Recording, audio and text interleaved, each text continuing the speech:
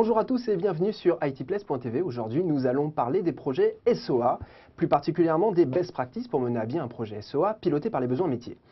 Pour nous en parler, nous accueillons Maxime Pavlak. Bonjour. Bonjour Maxime, vous êtes directeur EasyTeam Paris. Alors en quelques mots, pouvez-vous nous présenter la société EasyTeam? Alors la société EasyTeam, c'est d'abord une success story. C'est une belle histoire dans le monde Oracle puisque la société s'est créée il y a un peu plus de 6 ans et elle est passée dans ce laps de temps de 2 à 90 personnes. Et c'est surtout construite autour de la passion, de la valeur de ses dirigeants et de ses salariés, mais également autour d'un positionnement très clair puisque EasyTeam ne fait que de l'Oracle. En parlant de positionnement, quelle est l'offre EasyTeam? Alors l'offre EasyTeam, elle consiste sur le périmètre technologique, donc base de données, middleware, à essayer de combler tout l'espace, l'ensemble des besoins l'espace qui se trouve entre Oracle et ses clients. Donc ça consiste à mener des prestations d'expertise et de conseil, à mener des prestations de forfait avec vraiment un engagement de résultat, à mener également ou à accompagner nos clients dans la formation.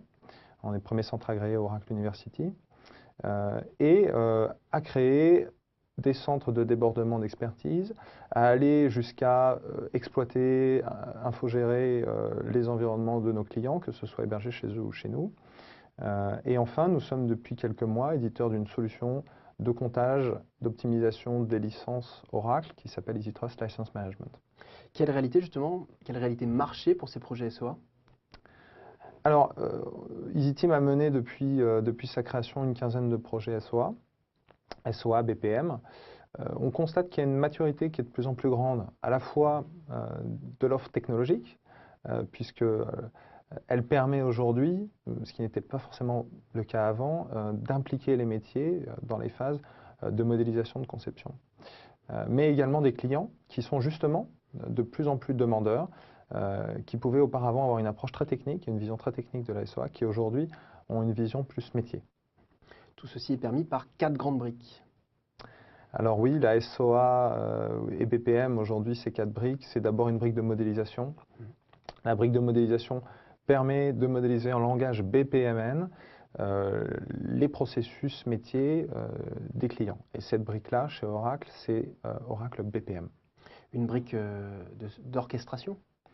Une brique d'orchestration, c'est également Oracle BPM, et c'est aussi la force de l'offre d'Oracle, c'est que ces processus qu'on a modélisés d'un point de vue métier, qu'on va affiner d'un point de vue technique, sont directement exécutables dans Oracle BPM, ce qui veut dire que finalement, l'utilisateur aura toujours la main pour faire évoluer ses processus, ses workflows et ses processus.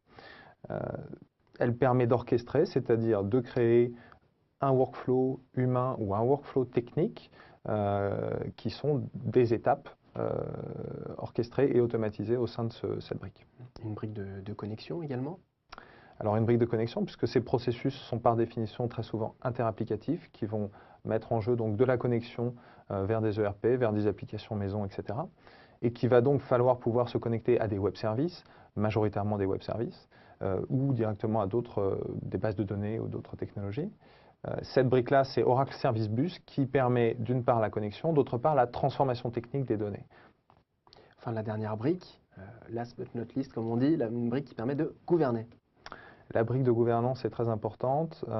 Une fois qu'on a mis en place un stack central d'orchestration et de connexion, on a besoin de gouverner d'un point de vue technique et d'un point de vue métier les processus et les flux qu'on a implémentés au sein de cette offre. Et la brique BAM, donc Business Activity Monitoring chez Oracle, est une brique qui permet de montrer en temps réel, par exemple, le nombre de processus qui sont en échec, des processus qui se sont bien passés.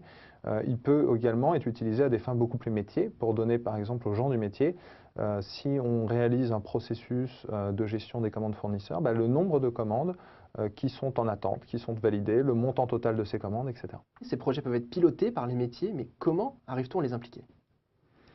Alors on arrive à les impliquer en mettant en place des binômes et des ateliers, alors du moins c'est ce qu'on a pu faire chez certains de nos clients, où on construisait un binôme avec quelqu'un de très métier, qui par exemple est quelqu'un du métier de la facturation fournisseur, et quelqu'un d'un peu plus technique, quelqu'un de l'assistance à maîtrise d'ouvrage, qui a une connaissance du langage BPMN et de l'outil Oracle BPM, qui va pouvoir donc modéliser le processus et aider la personne du métier à justement être exhaustive dans sa description. Y a-t-il des difficultés, des pièges à éviter?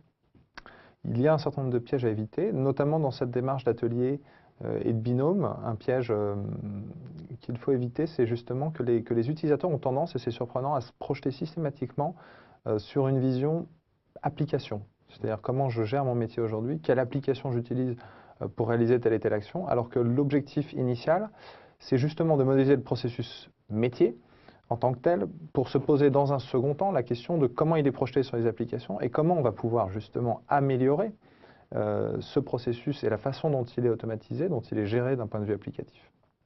De forts besoins également de compétences, mais aussi de formation, y compris pour les équipes de production.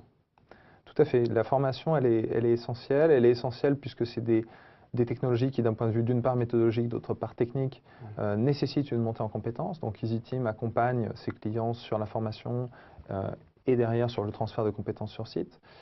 Mais également, effectivement, pour les équipes de production d'exploitation, c'est un piège dans lequel certains clients ont pu tomber, de ne pas suffisamment prendre en compte le transfert de compétences, la montée en compétences des équipes d'exploitation. Et c'est essentiel parce qu'une plateforme SOA ou BPM, c'est une plateforme sur laquelle tournent des processus, tournent des flux d'intégration. Il faut que les gens de l'exploitation aient une connaissance à minima technique de la façon éventuellement, par exemple, de redémarrer un processus, de la façon éventuellement aussi de réaliser une montée de version de la plateforme, qu'ils aient tous les outils de test qui leur permettent de s'assurer que c'est fait correctement. Ça, c'est vraiment essentiel. C'est vraiment essentiel. Merci beaucoup Maxime pour cet éclairage. Merci à tous pour votre attention et à très bientôt sur itplace.tv.